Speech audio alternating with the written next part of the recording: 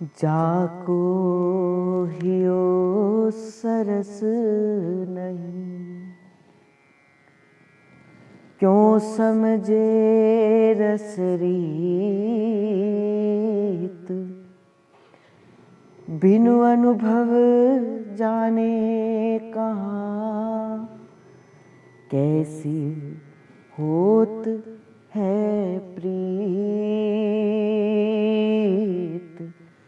कैसी होत है प्रीत।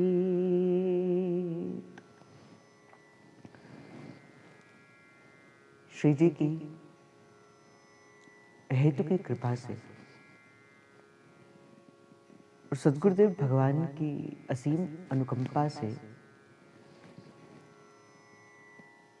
आज की इस पावन रस चर्चा, इस नाम चर्चा का जो विषय है वो है रसिक अनन्य माल।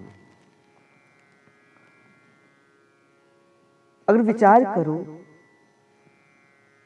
संत कहते हैं कि जीव को सदा किसी ना किसी संत के, किसी ना किसी वैष्णव के, किसी ना किसी रसिक के चरित्र का नित्य प्रति चिंतन अवश्य करना चाहिए। जिस प्रकार एक बाग के अंदर अनेक प्रकार के फूल होते हैं और प्रत्येक फूल में से एक अलग सी सुगंध आती है, प्रत्येक फूल का आकार अलग, प्रत्येक फूल का रंग अलग, प्रत्येक फूल की श्वास अलग।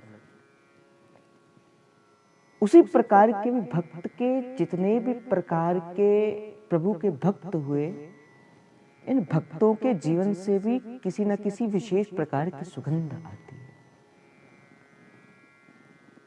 जहां प्रभु की कथा वार्ता, जहां प्रभु की चर्चा होती है, जहां प्रभु की कथा का गान होता है, वहां पे मुख्य तौर पर जो सुनने के लिए जो मुख्य आते हैं वो कोई और नहीं, वो प्रभु के भक्त आते हैं।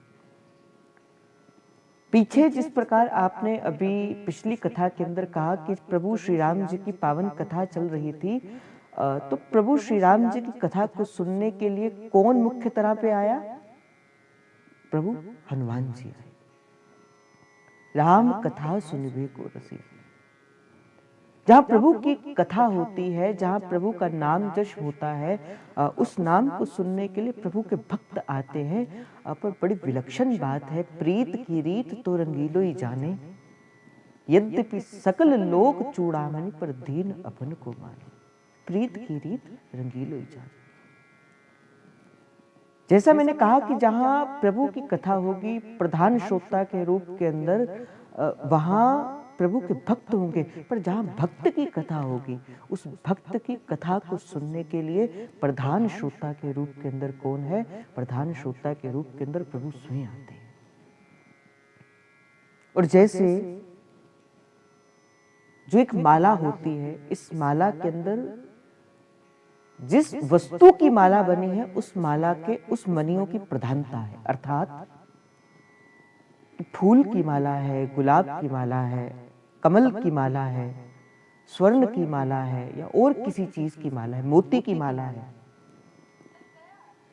तो उसकी प्रधानता है कि जिसकी वो माला बनी है। और ये जो माला भक्त माल, ये कैसे मोती है? जिसका एक एक मन का, किसी भक्त के हृदय का श्वास है, जिसके भक्त के हृदय की भक्ति है।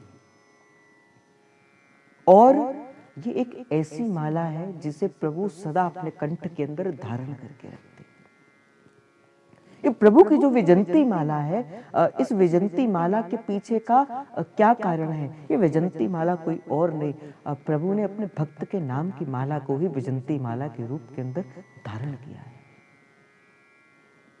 जहां प्रभु की कथा होती है, जहां प्रभु का सत्संग होता है, वहां भक्त है, और जहां भक्त की कथा होती है, वहां मुख्य रूप पर प्रभु स्वयं विराजमान होते हैं।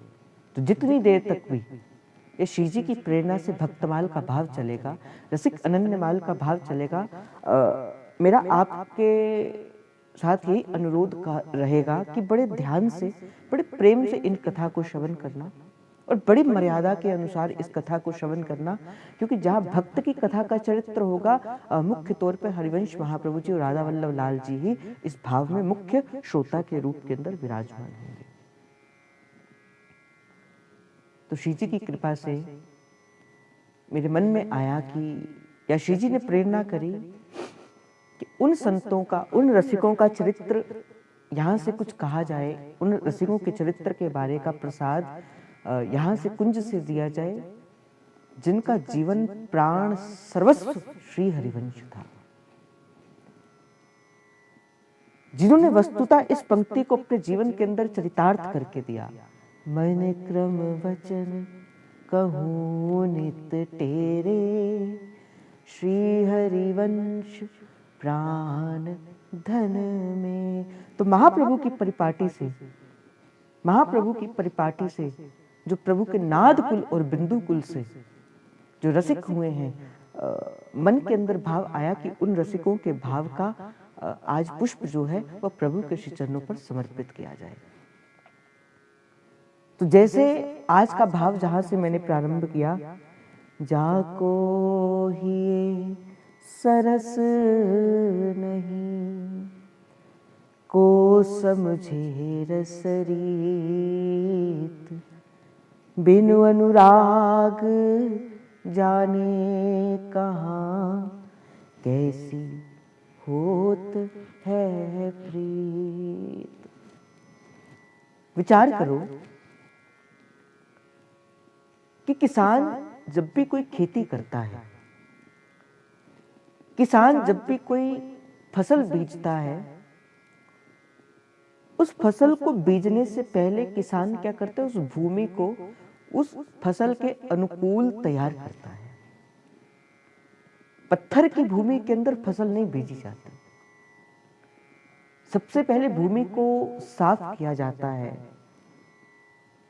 उसके बुआई की जाती है, बीज डाला जाता है, बीज डालने के बाद फिर उसके ऊपर मिट्टी डाली जाती है, फिर जल से सींचा जाता है, फिर जब वो जो बीज है वो अंकुरित होता है, वो पौधा बनता है, फिर अनेक प्रकार के प्रतिकूल परिस्थितियों से उसकी रक्षा की जाती है, फिर धीरे धीरे धीरे धीरे वो जो बीज था वो किसान की मेहनत रंग लाती है और वो एक बड़ी फसल को तैयार कर देता है। और प्रत्येक फसल के लिए एक प्रत्येक प्रकार का एक वातावरण की अनुकूलता होती है, और जिस प्रकार वो उसी वातावरण के अंदर प्रफुल्लित होता है, उसी वातावरण के अंदर प्रकट होता है, उसी वातावरण के अंदर सजीव रहता है। जिस प्रकार उदाहरण के तौर पे अगर मैं कहूं, किसी ने केसर की खेती करनी हो, तो केसर की खेती भूमि एक है, एक प्रकार की है, पर केसर की भूमि को करने के लिए कश्मीर की भूमि ही, क्योंकि वहाँ का वातावरण वैसा है, वहाँ का उसके अनुकूल वहाँ का स्थान है, वहाँ की मिट्टी उसके अनुकूल है, तो केसर की जो खेती है वो उसी भूमि के अंदर ही हो सकती है और कहीं नहीं हो सकती। उसी प्रकार ही भक्ति रूपी जो बीज है उसे डालने के लिए सबसे पहले क्या करना पड़ेगा, अपनी भूमि को उसके अनुसार बनाना पड़ेगा। आज ही मैं भी जे को श्रवण कर रहा था, बड़ी प्यारी बात कही, कहा कई बार कथा तो सुनने जाते हैं, किंतु कथा का सुनना भी केवल कई बार क्रिया ही रह जाता है कि केवल सुना। कथा सुनने का विषय नहीं है। आप कहोगे तो किसका विषय है? कथा सुनने का विषय नहीं, कथा तो श्रवण का विषय है। और इसके साथ अगर मैं एक बात और जोड़ दूं कि कोई अतिशयोक्ति नहीं होगी, मैं कहूं कि कथा केवल श्रवण का विषय नहीं, कथा तो मनन का विषय है। जैसे मैंने कहा ना कि पहले अगर बीज को डालना है तो डालने से पहले पहले भूमि को तैयार किया जाता है, और जब तक भूमि तैयार नहीं होगी, बीज अंकुरित होता हुआ भी उसमें अंकुरित नहीं होगा। उस बीज के अंदर गुण है, वो अंकुरित होकर वृक्ष का रूप धारण कर सकता है, पर फिर भी वो नहीं होगा। क्यों? क्योंकि भूमि उसके अनुकूल नहीं है। तो आपको तो प्रभु ने मनुष्य का तन दिया है, जब कोई मुझसे पहले पूछता था कि हमारे पास योग्यता नहीं है कि हम प्रभु का भजन कर पाए, हमारे पास योग्यता नहीं है कि प्रभु का नाम स्मरण कर पाए, हम ऐसे हम मैं कहता हूँ आपको प्रभु ने मनुष्य का जीवन दिया है, और मनुष्य का जीवन तो सुर दुर्लभ मुनि ग्रंथन गावा। जो मनुष्य का जो जीवन है ये तो देवताओं के लिए भी दुर्लभ है, क्योंकि ये मनुष्य का ही एक ऐसा तन है, मनुष्य का ही ऐसा चोला है जिसके साथ अगर जीव प्रयास करे तो प्रभु के साथ मिलकर प्रभुमय हो सकता है, प्रभु जैसा हो सकता है। और अगर मैं ये कहूं प्रभु जैसा छोड़ो, वो प्रभु सा ही हो सकता है। क्यों? क्योंकि मनुष्य कौन है? ईश्वर अंश जीव अविनाशी, चेतल अमल सहज सुख राशि। मनुष्य कोई और नहीं, मनुष्य तो प्रभु का ही जीव है, ईश्वर अंश, ईश्वर का अंश है। प्रभु ने कहा ममे वांचु जीव लोके जीव भूते सनातन। आप कौन हो? आप प्रभु का ही अंश हो। बस केवल क्या क्या है, ये माया का ऐसा भाव है कि आप वस्तुतः अपनी वास्तविक स्थिति को भूल गए। मैंने आपको एक दिन उदाहरण दी थी, जब आप स्वप्न के अंदर कोई सृष्टि देखते हो, स्वप्न के अंदर कोई वस्तु देखते हो, स्वप्न के अंदर कोई चीज देखते हो, व्यक्ति देखते हो, सब कुछ देखते हो आप स्वप्न के अंदर। फिर जब आप उठते हो उस निद्रा से तो आपको स्मरण हो जाता है कि अच्छा, जो सृष्टि मैंने अपने स्वप्न के अंदर देखी थी वास्तविक वो सृष्टि है ही नहीं, वो तो मेरा एक भ्रम था, वो कुछ और नहीं था, वो मेरा भ्रम था। देखो, प्रभु भी पर्वत का निर्माण करते हैं, प्रभु भी आसमान का निर्माण करते हैं, प्रभु भी जीव का निर्माण करते हैं, प्रभु भी गति से कहीं भी चले जाते हैं। आप भी देखो, आप भी तो स्वप्न के अंदर कुछ भी निर्माण कर देते हो, आप भी स्वप्न के अंदर कभी भी कहीं भी पहुंच जाते हो। इसका अर्थ क्या है? आपके अंदर भी वो शक्तियां हैं। नहीं होती तो कैसे स्वप्न के अंदर आप उस चीज का निर्माण कर देते? और जैसे आप स्वप्न से जागते हो, आपको क्या लगता है? अच्छा, वो कुछ और नहीं था, वो तो मेरे भ्रम था, वो तो केवल और केवल एक भ्रम था। क्योंकि आप जाग गए, आप जाग गए, आप उस नींद से जाग गए, तो आपको पता लग गया कि जो मैंने वस्तुतः देखा था सत्य की भांति था। वहां पे अगर कुछ भी हुआ तो सत्य की भांति था, पर वो भ्रम था। क्यों? क्योंकि अब आप जाग गए। उसी प्रकार ही जो संत है, जो रसिक हैं, जिन्हें सत्संग की कृपा से, जिन्हें संत की कृपा से, जिन्हें वाणी की कृपा से वो जान लिया, जिसने अपने आप को पहचान लिया, वो कहता है कि देखो, इस संसार के अंदर समस्त जीव जो है वो विचरण कर रहा है। क्यों? क्योंकि इसने अपने आप को वस्तुतः जाना ही नहीं। जान लेता अगर वो अपने आप को, मनुष्य में और संत में क्या फर्क है? संत वो जो निद्रा से जाग गया है, जो निद्रा के बाद की अवस्था है वो संत की है, और जो निद्रा के पहले की अवस्था है वो मनुष्य की है। बस इतनी सी फर्क है। निद्रा के पहले की अवस्था जैसे आपकी थी वो मनुष्य की है, और निद्रा के बाद की अवस्था संत की। इसलिए तो संत जागता है, और संत कहता भी भाई जागते रहो, जागते रहो, क्योंकि जाग जाओगे तो वस्तुतः जान जाओगे ये जो संसार है ये क्या है? ये स्वप्न है।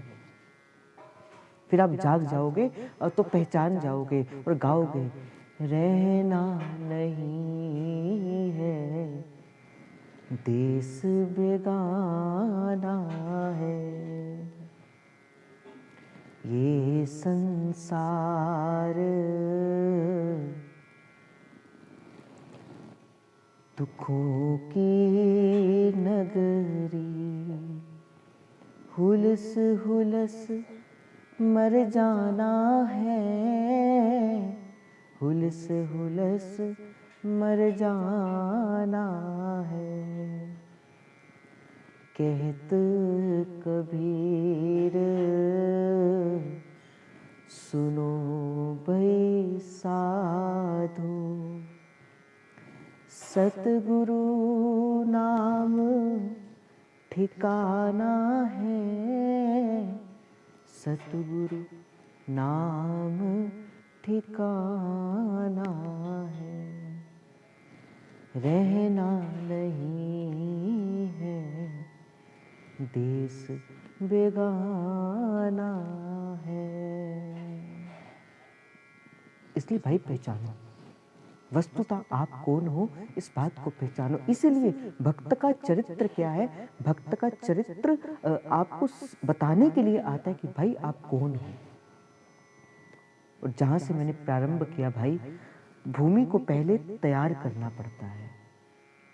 किसान पहले बीज ऐसे नहीं डाल देता, बीज को डालने से पहले किसान उस भूमि को तैयार करता है। उसी प्रकार ही भाई ये जो भक्ति का बीज है, जो भक्ति का भाव है, अभी क्या होता है, बीज तो डालते हैं किंतु बीज में से फल नहीं निकलता।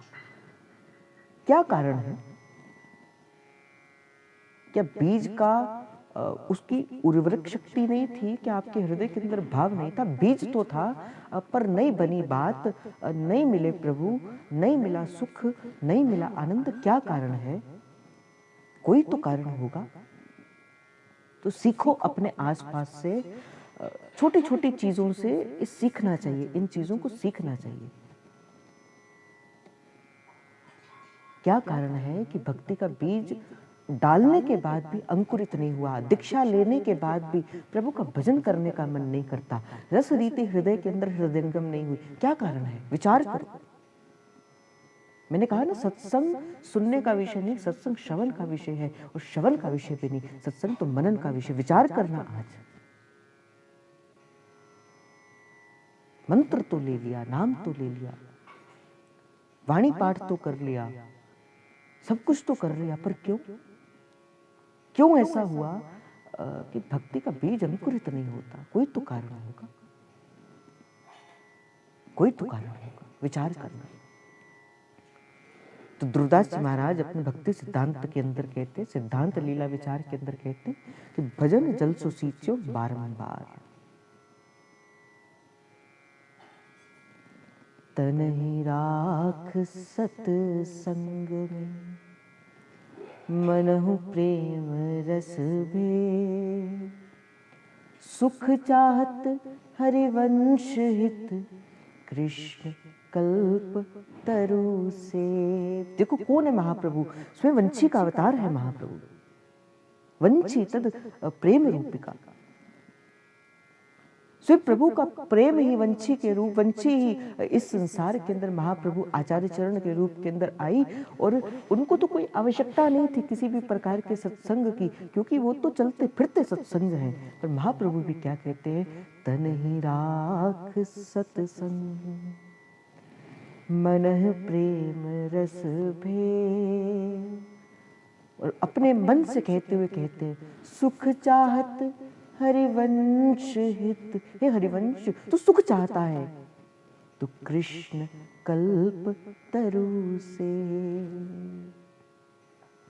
प्रथम भगति संतन करि संगा, दूसरी रति मम कथा प्रसंगा।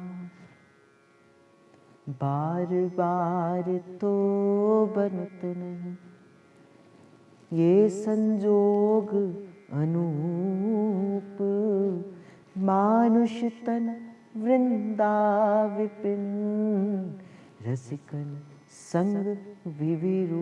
बार बार तो बनत नहीं ये संजोग अनूप। भाई आज मनुष्य का तन मिला है, वृंदावन की उपासना मिली है, भजने को राधा वल्लभ लाल जी के गोरे गोरे चरण मिले हैं। बार बार तो बनत नहीं ये संजोग अनूप, मानुष तन वृंदा विपिन, और रसिकन संग विविरू। तो भजन जल सो सींचो बारंबार।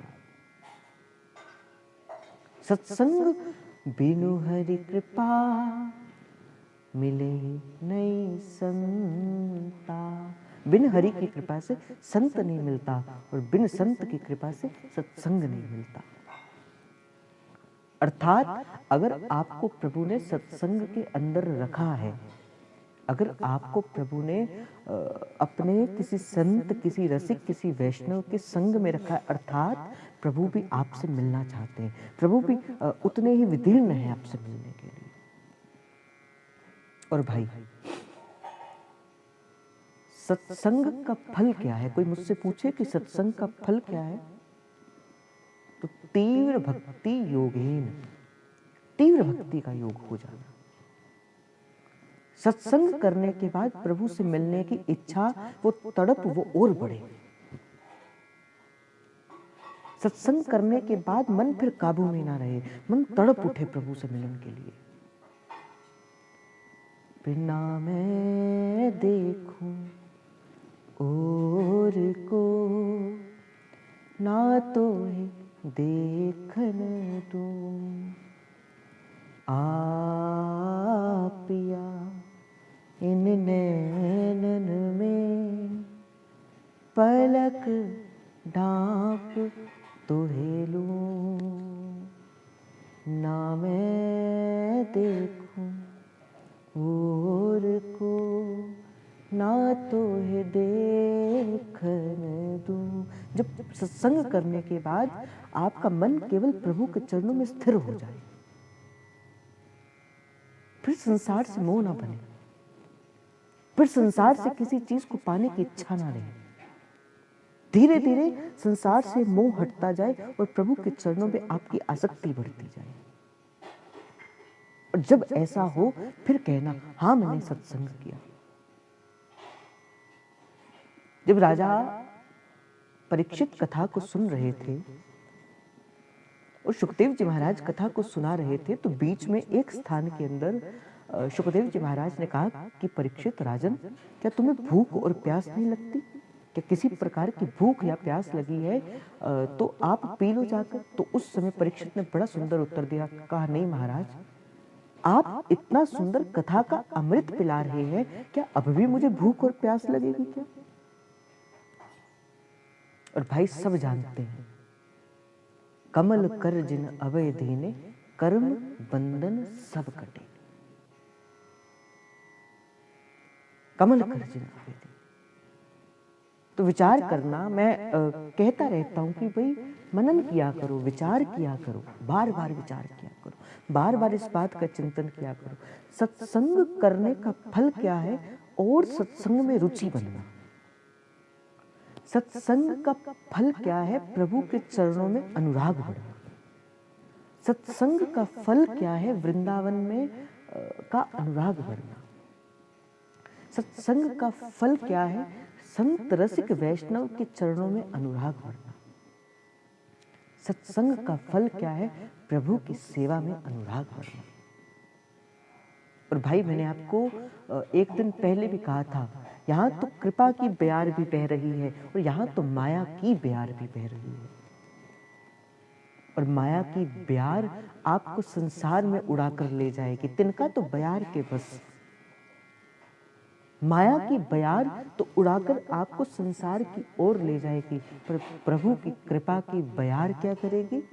आपको किसी शुद्ध वैष्णव रसिक संत के चरणारविंद तक पहुंचा देगी, या सत्संग तक पहुंचा देगी, या कथा तक पहुंचा देगी। तो आज आप और हम श्री जी की कृपा से इस पावन सत्संग की भूमि के अंदर बैठे हैं, इस नाम भूमि के अंदर। आपको लगता होगा कि भाई आप अपने घर के अंदर बैठे हो, आपको लगता होगा आप कहीं और बैठे हो, पर कोई इस दृष्टि से देखे, गुरु के द्वारा दी हुई दृष्टि से देखे, संतों की बताई हुई दृष्टि से देखो, तो आप सत्संग के अंदर बैठे हैं, आप प्रभु के उस दिव्य भाव के अंदर बैठे हैं। तो जैसे मैंने कहा था, जीव ऐसा है, कुछ ना कुछ करेगा ही करेगा। मन को रहने के लिए धरातल की आवश्यकता होती है। मन कभी स्थिर नहीं रहता। मन तो चंचल सबनते। तो अगर मन चंचल ही है, मन ने कुछ ना कुछ सोचना ही है, मन बिना सोचे नहीं रह सकता, तो क्यों ना उसे प्रभु का ही चिंतन कराया जाए।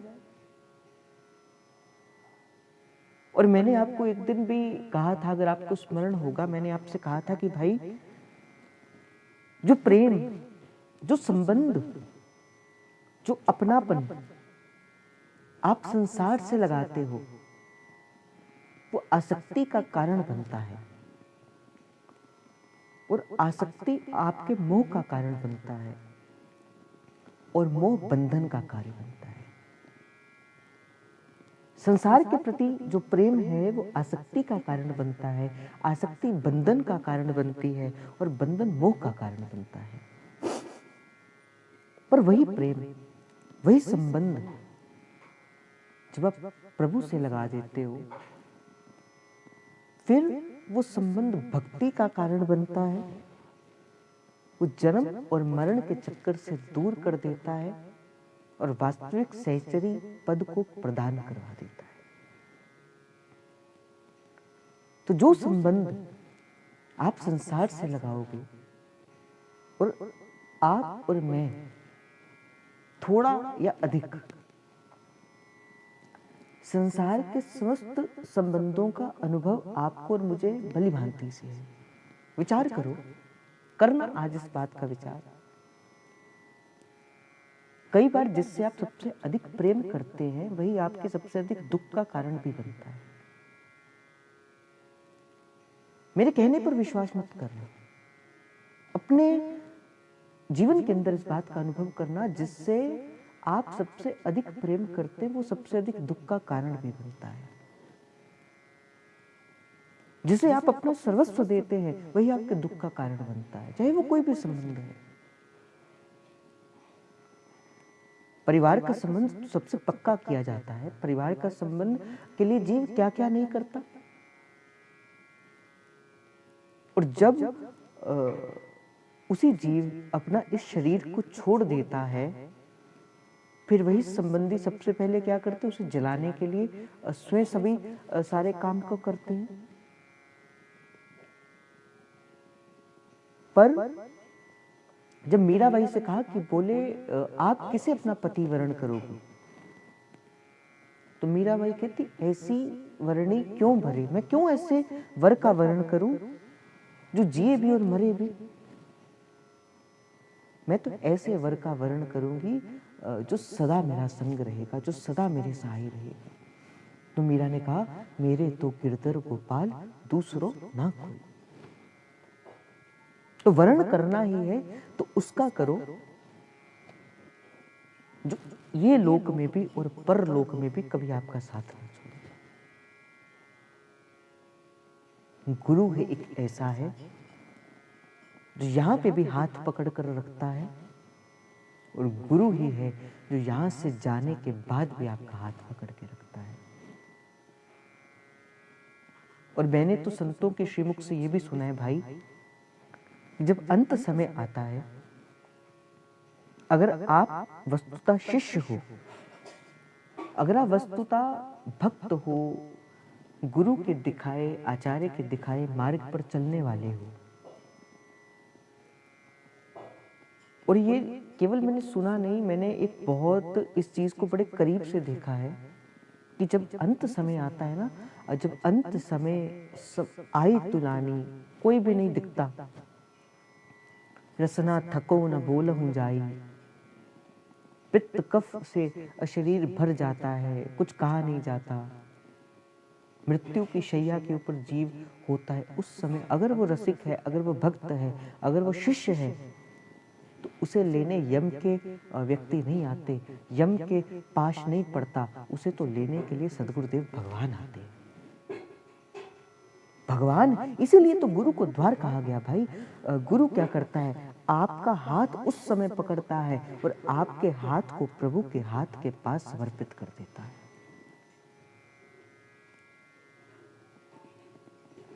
कुर्बान जाऊं वो वेला सुहावे नित, तुमरे द्वारे आया,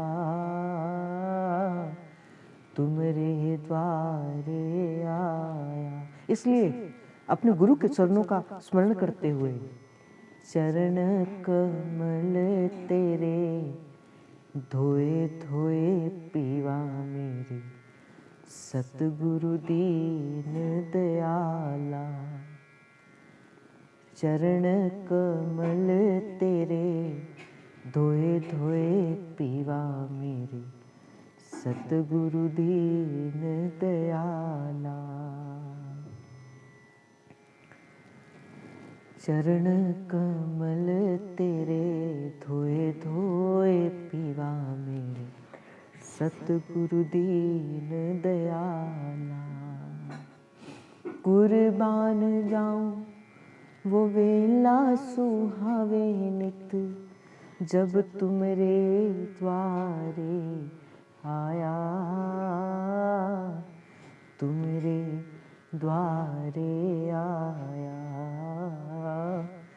चरण कमल तेरे धोए धोए पीवा मेरे, सतगुरु दीन दयाला।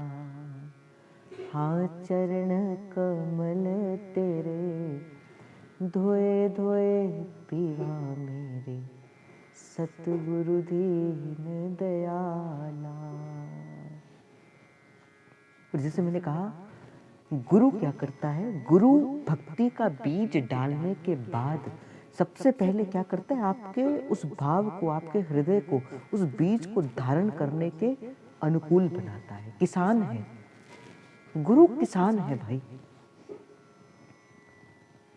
और अगर वो गुरु है और अगर आप शिष्य हो, देखो गुरु मानी शिष्य ना हुई। बड़े ध्यान से इस बात को सुनना। गुरु के मानने से शिष्य नहीं होता। तो बोलो कि कैसे शिष्य होता है? शिष्य माने गुरु हो।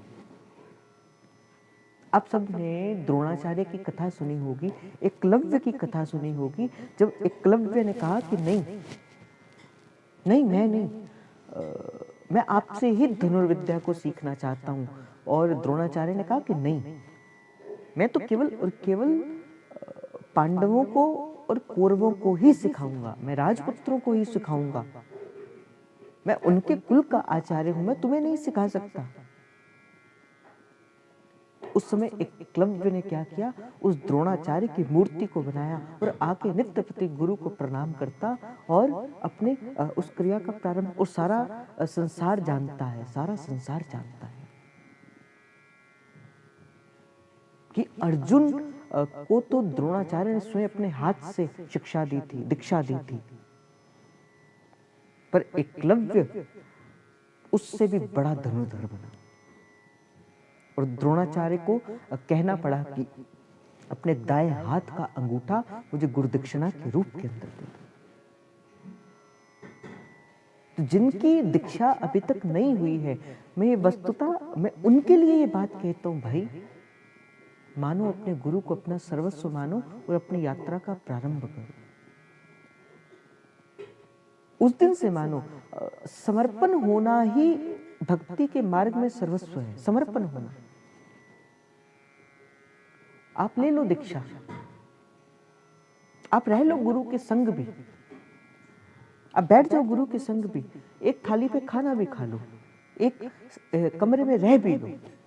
आपका समर्पण गुरु के चरणों के प्रति नहीं है। जो मर्जी कर लो, आप कभी वस्तु को नहीं पा सकते। पर मानो दूसरी ओर नहीं हुई आपकी दीक्षा अभी तक, पर आपने मान लिया हाँ वो मेरे सदगुरुदेव भगवान है। मैंने कहा ना, भक्ति को अजीब सा बना कर रख दिया संसार के लोगों ने, अजीब सा करके रख दिया भक्ति को। ये नहीं करना, वो नहीं करना, ऐसा नहीं करना। भक्ति छोड़ना नहीं बताती, भक्ति तो पकड़ना बताती है। भक्ति किसको पकड़ना बताती है? अपने गुरु के शब्द को पकड़ के रखो। जो चीज, जो वस्तु गुरु ने रखनी होगी वो आपके जीवन के अंदर रहेगा, जो नहीं रखनी होगी वो चले जाएगा। जब मुझसे कई प्रश्न करते हैं कि क्या करें, क्या छोड़ें, कोई कहता है ये नहीं छूटता, कोई कहता है वो नहीं छूटता, मैं कहता हूँ किसी चीज को पकड़ने या किसी भी चीज को छोड़ने की आवश्यकता नहीं। आप गुरु के शब्द को पकड़ो, गुरु के वचन को पकड़ो। और जब गुरु के वचन को पकड़ोगे, गुरु के शब्द को पकड़ोगे, गुरु उर में बैठा, गुरु बोले। आपको मैं बताऊं गुरु की कृपा क्या होती है। एक ऐसा जीव, मुझ जैसा जीव जो कुछ भी नहीं जानता, जिसने वाणी का अध्ययन नहीं किया, जिसने पठन नहीं किया, जिसने पाठन नहीं किया, जिसने शायद मुझे लगता है कि संतों का संग भी नहीं किया, अगर वो आपको आके गुरु की महिमा कह सकता है, ये कुछ और नहीं, ये मेरा कमाया धन नहीं, ये तो मेरे गुरु की कृपा है, ये मेरे आचार्य की कृपा है। गुरु साधारण नहीं है भाई। सेवक जी महाराज को जब कहा चतुर्भुज दास जी ने कि हमें जाकर वनचंद्र महाप्रभु जी से दीक्षा ले लेनी चाहिए, आचार्य पुत्रो च आचार्यो, वो उसी की आत्मा है। आचार्य कौन है? आचार्य उसी की आत्मा है। हमें जाकर उनसे उनकी शरणागति को स्वीकार कर लेना चाहिए। बड़ी प्यारी बात उस समय श्री सेवक जी महाराज कहते हैं, सेवक जी महाराज कहते हैं, देखो दीक्षा का मेरा कोई प्रयोजन नहीं है, मंत्र का नाम का मेरा कोई प्रयोजन नहीं है। हाँ, जिस दिन मैंने गुरु का नाम पहली बार सुना था, देखो यहां से हमें सीखने को मिलता है, सीखने को मिलता है। भक्ति स्वतंत्र सकल गुण खानी, भक्ति स्वतंत्र है और सकल गुणों की खान है, हमें सीखने को मिलता है। जब मैंने विचार किया बड़ा इस घटना का, और बहुत बार जब मैंने इसका विचार किया, भाई क्या सेवक जी महाराज उस समय नहीं जा सकते थे जिस समय महाप्रभु धराधाम के अंदर मौजूद थे? जा सकते थे। क्या महाप्रभु जी सेवक जी महाराज को नहीं जानते थे? वो तो सब जानते थे। क्या सेवक जी महाराज को नहीं पता था वो राधिका अवतार थे? वो भी सब जानते थे। फिर क्या कारण है कि जब तक महाप्रभु इस धराधाम के अंदर रहे, उस समय तक श्री सेवक जी महाराज के साथ उनकी भेंट ही नहीं हुई? क्या कारण है? कोई तो कारण होगा। तो भक्ति सूत्र का सिद्धांत देने के लिए, इस बात के सिद्धांत को करने के लिए कि दीक्षा मंत्र लेने से नहीं, दीक्षा तो मन देने से होती है, इस सूत्र का सिद्धांत देने के लिए श्री सेवक जी महाराज तब उनको इस बात का पता लगा जब महाप्रभु जी इस धराधाम से जा चुके थे। श्री सेवक जी महाराज ने मंत्र नहीं लिया गुरु से, नाम नहीं लिया गुरु से। श्री सेवक जी महाराज ने तो नाम सुना, वो भी किससे? एक संत के श्रीमुख से, श्री हरिवंश। और जिस दिन पहली बार गुरु कृपा से, आचार्य कृपा से नाम सुना और सर्वस्व क्या कर दिया? अपना गुरु को समर्पित कर दिया। मैंने कहा ना, जो संबंध जो संसार से लगा था, वो आसक्ति का कारण था, वो बंधन का मूल था, वही संबंध अब चतुर्भुज दास जी ने, दामोदर दास जी ने किस पे कर दिया? गुरु के चरणों पर कर दिया। वो क्या बन गया? वो भक्ति बन गई। और जब कहा चतुर्भुज दास जी ने कि जाओ, जाकर हमें दीक्षा ले लेनी चाहिए, आचार्य की गद्दी के अंदर वनचंद्र महाप्रभु विराजमान है, आचार्य का ही स्वरूप है, आचार्य की गादी के ऊपर है, तो सेवक जी महाराज क्या सुंदर उत्तर देते, कहते नहीं भैया, मुझे तो मंत्र की कोई आवश्यकता है ही नहीं, मंत्र लेना मेरे जीवन का प्रयोजन नहीं है। तो कहा क्या प्रयोजन है? कहा जब प्रभु कहीं भी, बड़े ध्यान से इस बात को सुनना, अपने गुरु पे अपनी श्रद्धा विश्वास करते हुए इस बात को सुनना, हरि व्यापक सर्वत्र समाना, प्रेम त प्रगट होई में जाना। महादेव ने कहा, अभी परसों की कथा के अंदर सुना, जब स्तुति करने लगे महादेव ने कहा हरि व्यापक सर्वत्र समाना, प्रेम ते प्रगट होई मैं जाना। प्रभु व्याप्त है, सर्वत्र है, हर जगह है और प्रत्येक रूप के अंदर विराजमान। हरि व्यापक है, सर्वत्र समाना और प्रेम ते प्रकट होई में जाना। कहते सेवक महाराज ने कहा, जब प्रभु हर जगह प्रकट हो सकते हैं,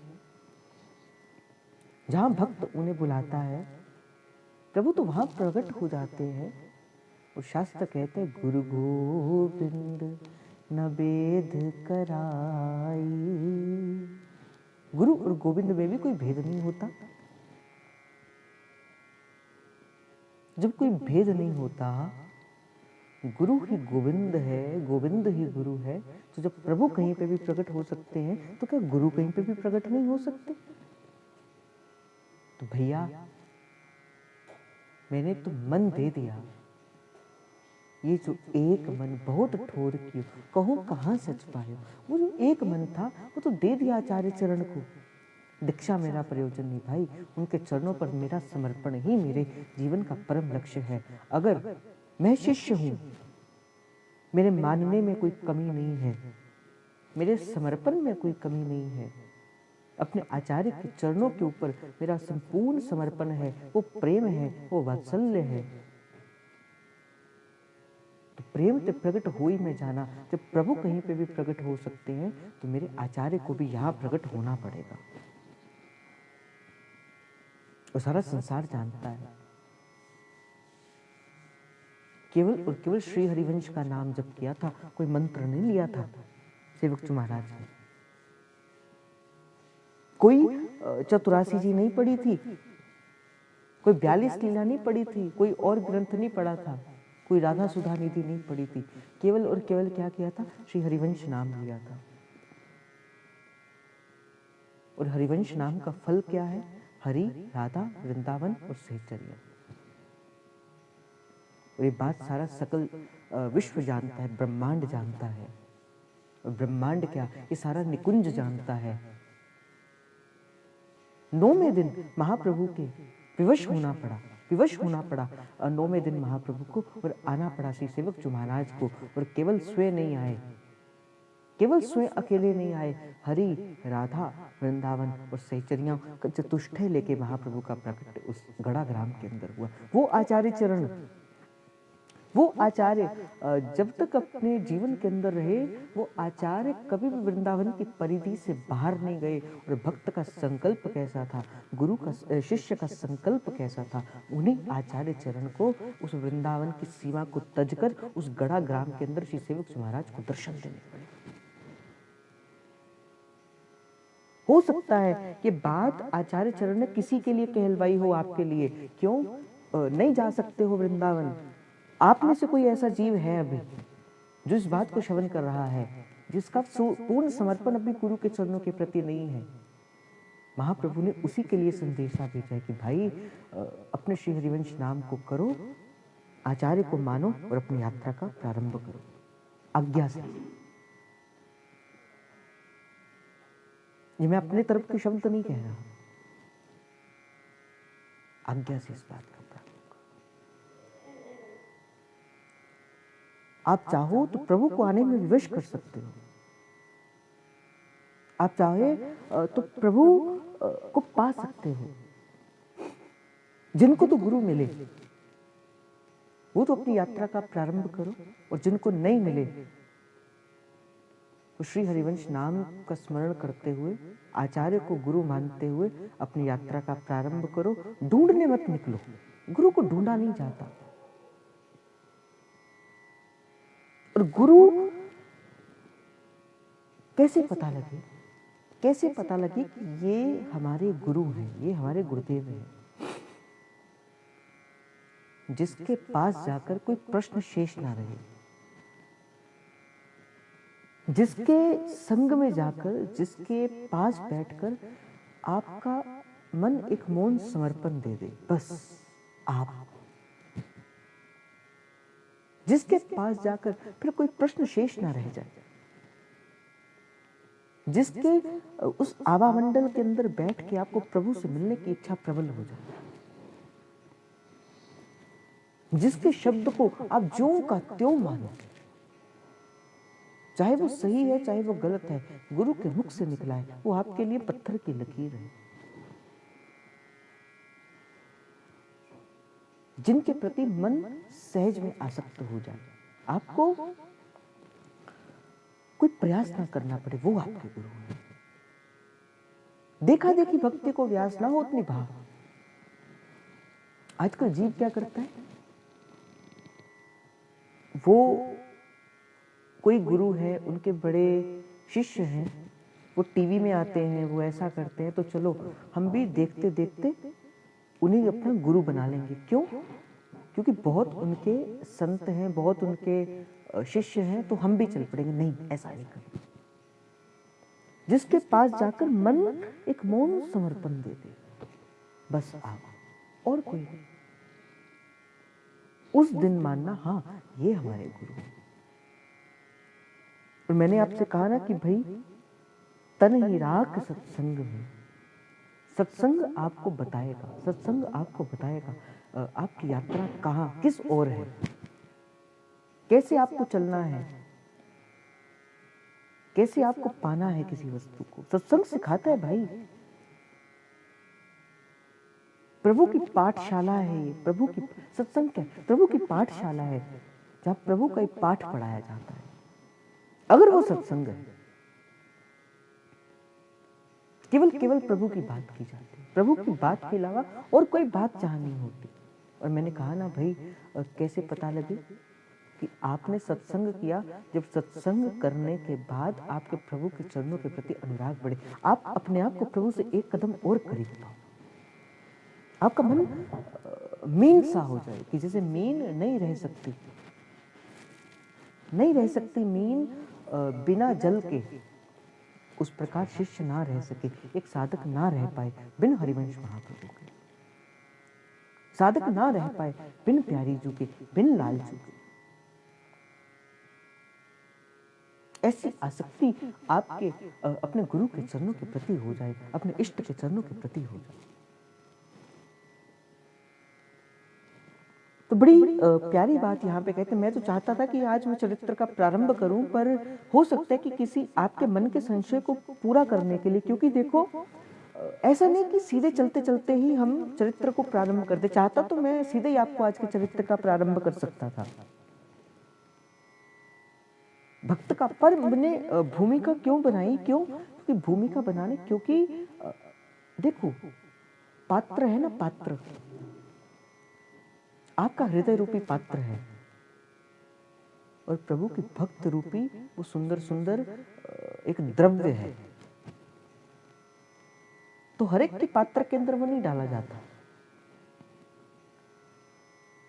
उस द्रव्य को डालने के लिए पहले पात्र को मांजना पड़ता है, एक क्रिया है।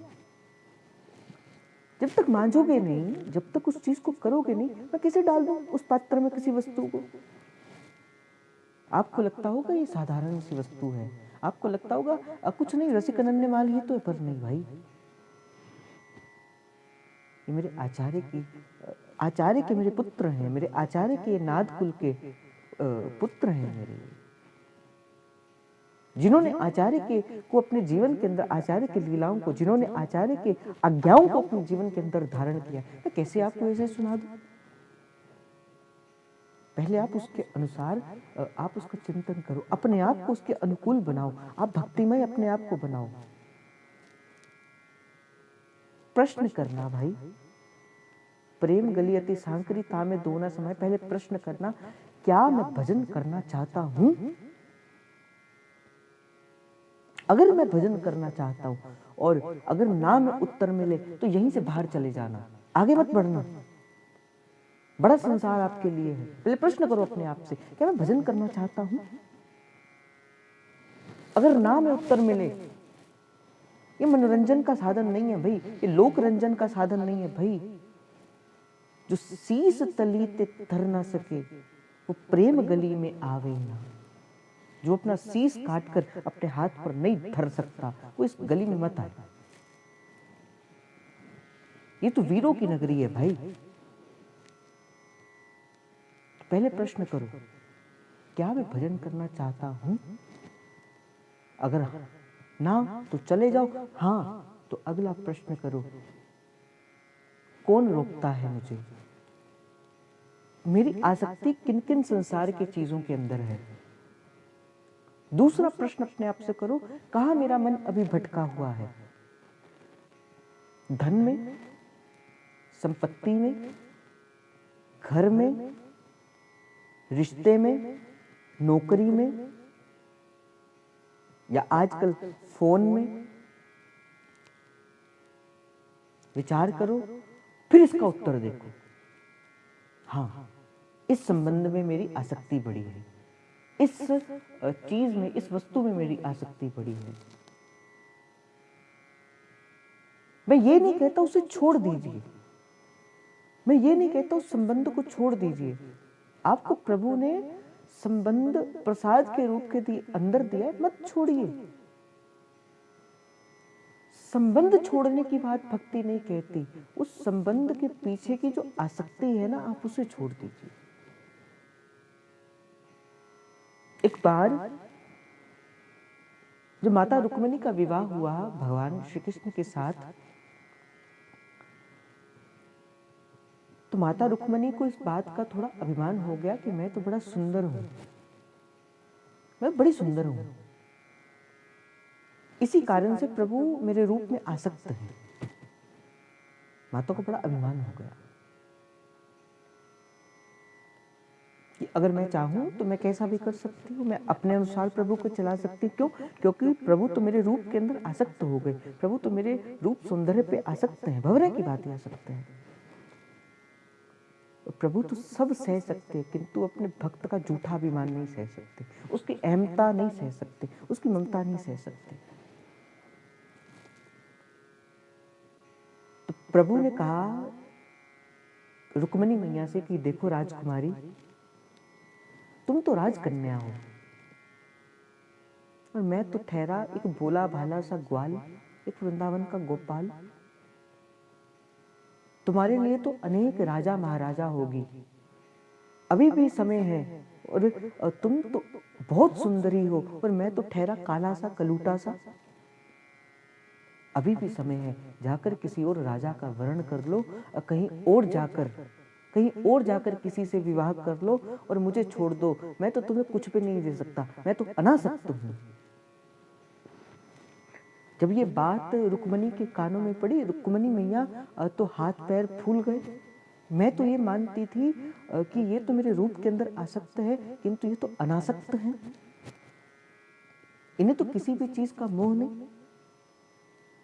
कहते हैं कि प्रभु जब द्वारिका को बना रहे थे तो तब भी प्रभु के मुख में वही सुंदर सी मुस्कान थी, और जब अपने आंख के सामने से पूर्ण यदुवंश नष्ट हो रहा था तभी भी प्रभु के मुख के अंदर एक शोक की रेखा भी नहीं थी, प्रभु के मुख के अंदर फिर भी वही मुस्कान थी। तो इस लीला से क्या है, छोड़ने की बात नहीं करता किसी चीज को, पर हाँ उस संबंध को मत छोड़ो, पर उस संबंध के पीछे का जो मोह है ना उसे कम करो, उस मोह को कम करो। चाहे वो संबंध वस्तु से है, चाहे वो संबंध किसी व्यक्ति से है, चाहे वो संबंध किसी से भी है, संबंध का त्याग मत करो। संबंध तो आपको प्रभु ने सेवा के लिए दिया है, किसका त्याग करना? उसके पीछे की आसक्ति का त्याग करना। तो कहा कि जिसका हृदय सरस नहीं है, जिसका हृदय भक्ति को ग्रहण करने के योग्य नहीं है, जिसका हृदय शीतल नहीं है, जिसके हृदय में सबके प्रति हित का भाव नहीं है। सरस हृदय क्या होता है? परहित, सरस धर्म यही जाना। अपने दुख से तो भाई सभी दुखी होते हैं, अपने दुख से आपको कोई दुख हो जाए सभी दुखी होते हैं। कौन नहीं दुखी होता? मैं भी होता हूं, आप भी होते। पर संत कौन जानी, रसिक कौन जानी, भक्त कौन जानी, पर दुख दुख जे हो, जो पर दुख को देखकर दुखी हो जाए, जो किसी के दुख को देखकर दुखी हो जाए ना, हाँ वो हृदय प्रभु की सेवा में जाने के योग्य है। पर हित सरस धर्म नहीं कोई, वो हित को अपने हृदय के अंदर धारण करने के योग्य है। अपने लिए तो भाई सब करते हैं, सब करते हैं। आनंद तो तब आता है जब आप बांटना चाहते हो। आप किसी वस्तु को स्वयं खाना, मान के चलो स्वयं खाना, आपका जन्मदिन हो गया या कुछ भी हो गया, अपने लिए वस्तु लाना और स्वयं खा जाना। और एक दिन ऐसा करना कि बाजार से कोई वस्तु खरीदना और किसी भूखे को खवा देना, पवा देना। आप देखोगे आपके हृदय के अंदर एक आनंद की लहर उमड़ जाएगी। करके देखना कभी इस बात को। बड़ी भूख लगी हो ना किसी दिन, बड़ी प्यास लगी हो, बड़ी भूख लगी हो या कुछ भी ऐसा हो, किसी गरीब को पहले भोजन खिला के देखना आपका हृदय स्वतः ही भर जाएगा। ये प्रभु का ऐसा बनाया हुआ चीज है।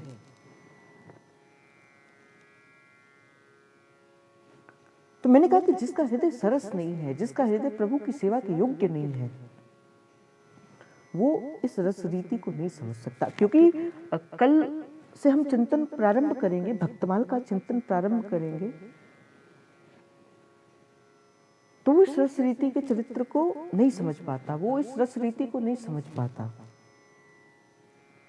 और जो समझ नहीं पाएगा उसको जीवन के अंदर अनुभव नहीं हो पाएगा। जब सेवक जो महाराज से पूछा कि देखो क्या मिला, आपने हरिवंश नाम जपा, क्या मिला? कुछ तो मिला होगा, क्या प्रमाण है? वेद के अंदर तो है नहीं, पुराणों के अंदर, श्रुतियों के अंदर तो है नहीं, तो क्या आपको मिला? क्या हरिवंश नाम का प्रमाण मिला? तो सेवक महाराज कहते, श्री हरिवंश प्रमाण मनम, मेरा मन ही इस बात का प्रमाण है। मुझे क्या वस्तु मिली मेरा मन जानता है। श्री हरिवंश प्रमाण मनम। और वैष्णव नाम अग्रगण्यम शंभु महादेव, जो सदा राधा वल्लभ लाल जी की सेवा के अंदर रहते हैं, इस रूप से जिनका हृदय सदा सरस रहता है, जिनके नेत्र इस रूप सुधा का सदा पान करते रहते हैं, जिनकी जीवा राधा वल्लभ नाम का सदा गान करती रहती है, जिनका हृदय उनके दर्शनों को करके सदा पुलकित बना रहता है, जिनकी रोमावली उनके दर्शनों को देख के सदा प्रसन्न चित्त रहती है, वो अपने जीवन का अनुभव बताते हुए भवानी से कहते, उमा उमा कहूँ मैं अनुभव अपना, के सत हरि भजन जगत सब सपना, सत हरि भजन जगत सब सप। उमा मैं तुम्हें अपना अनुभव कहता हूँ। ये अनुभव किसी और का नहीं भाई, वैष्णव में अगर गण्यम जो देव नहीं अभी तो महादेव है। उमा मैं तुम्हें अपने जीवन का अनुभव कहता हूँ, मैं आपको भजन का अनुभव कहता हूँ कि सत्य हरि भजन, प्रभु का भजन ही सत्य है, जगत सब सपना। जैसे मैंने पहले निवेदन किया, निद्रा से पहले की जानने की अवस्था मनुष्य की, और निद्रा के जाग जाने के बाद की अवस्था संत की, बस इतना सा भेद है। तो कहते कि जिनका हृदय सरस नहीं, वो रसरीति को समझ नहीं पाएगा, और जो समझ नहीं पाएगा वो इसका अनुभव नहीं कर पाएगा, और जो अनुभव नहीं कर पाएगा वो इस रस रीति को जान नहीं पाएगा, और जो जान नहीं पाएगा वो कैसे प्रीत को निर्वाह कर पाएगा। तो सबसे पहले छोर को पकड़ो। कहाँ? पहली छोर क्या है? हृदय को भजन के अनुकूल बनाओ। और हृदय को भजन के अनुकूल कैसे बनाना है? आचार्य कहते तन ही राख सत्संग में, मनहु प्रेम रस भेद। तो कल के भाव के अंदर इसी भाव को हम आगे बढ़ाएंगे। कल का पावन चरित्र रहेगा सुंदरदास जी महाराज का। आज मैंने इसी भाव को करना था। आज इस राधा वल्लभ लाल जी के दर्शन आप करते हो, मंदिर के दर्शन करते हो। इस राधा वल्लभ लाल जी के मंदिर के पास ही एक हरिवंश महाप्रभु का मंदिर है, जिसे पुराना मंदिर कहा जाता है, लाल पत्थर का पुराना मंदिर। इस मंदिर को बनाने वाले श्री सुंदरदास जी महाराज, जिनकी आत्मा, जिनके अंदर की आत्मा चलती चलती श्री राधा वल्लभ लाल जी के अंदर स्थापित हो गई थी, उनमें समा गई थी। ऐसे बड़े सुंदर भक्त हुए श्री सुंदरदास जी महाराज, महाप्रभु के तृतीय पुत्र श्री गोपीनाथ जी महाराज के वो सदशिष्य थे। इनका चरित्र हम कल श्री जी की कृपा से गान करेंगे। पर जैसे मैंने आज कहा था कि आज अपने आप से प्रश्न करना कि क्या मैं प्रभु का भजन करना चाहता हूं? हाँ, अगर उत्तर ना में मिले तो निकल जाना, फिर वापस मत आना। और हाँ, अगर मैं भजन करना चाहता हूँ तो मेरा मन किन किन चीजों के ऊपर आ सकता है, इस बात का प्रश्न मैं आपको होमवर्क देता हूं। अगर मैं आपको एक टीचर की भांति करूं तो मैं आपको होमवर्क दूंगा, आप इस प्रश्न का उत्तर अपने आप से पूछना और मैं ये नहीं कहता कि मुझसे पूछिए, आप अपने आप से पूछिए और कम से कम ये उत्तरदायित्व आप अपने लिए बनाइए कि मैं कम से कम अपने आप के साथ झूठ नहीं बोलूंगा। ये झूठ मैं अपने धोखा में अपने आप को नहीं दूंगा। मेरा मन किस चीज की ओर आ सकता है उसे लिख लीजिए एक चीज की ओर। हाँ, मैं माँ हूं, मेरा मन पुत्र की ओर आ सकता है तो है अभी। मैं पति हूं या मैं पत्नी हूं, मेरा मन पति की ओर आ सकता है तो है तो है, लिखिए। पर धीरे धीरे महाप्रभु से प्रार्थना करिए, प्रभु हाँ, ये शरीर का निर्वाह है इनके साथ, ये तन का रिश्ता है अपने साथ, तो प्रभु मन का रिश्ता भी तो आपके साथ है, वो संबंध भी तो हमने निभाना है, तो बल दीजिए इस रिश्ते का भी मैं निर्वाह करूं और उस रिश्ते का भी मैं निर्वाह करूं। तो महाप्रभु की आचार्य की कृपा का स्मरण करते हुए, राधा वल्लभ लाल जी की कृपा का स्मरण करते हुए मुझे तो लगा था कि आज भाव का प्रारंभ करेंगे पर हो नहीं पाया। कल से श्री सुंदरदास जी महाराज की कृपा का स्मरण करते हुए आप सभी के हृदय के अंदर बैठे उस प्रेम प्रभु को, इस हित प्रभु को, जय जय श्री हरिवंश, जय जय श्री हरिवंश, जय जय श्री हरिवंश। प्रणाम।